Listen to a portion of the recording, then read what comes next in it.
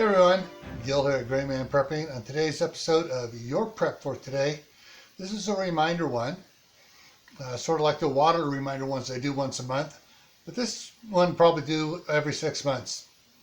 And it talks about your stove.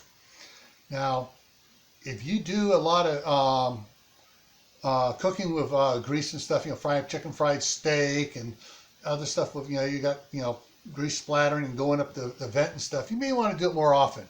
But at least every 6 months, you should pull that vent out of the exhaust above the stove and clean it. Get the grease out of there.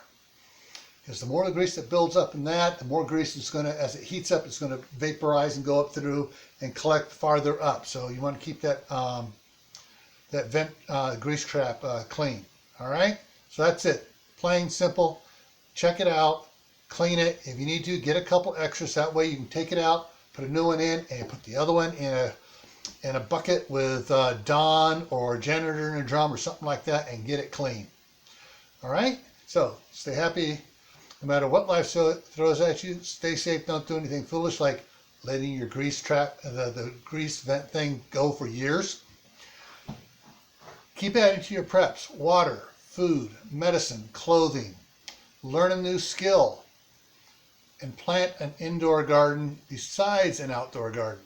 Do both.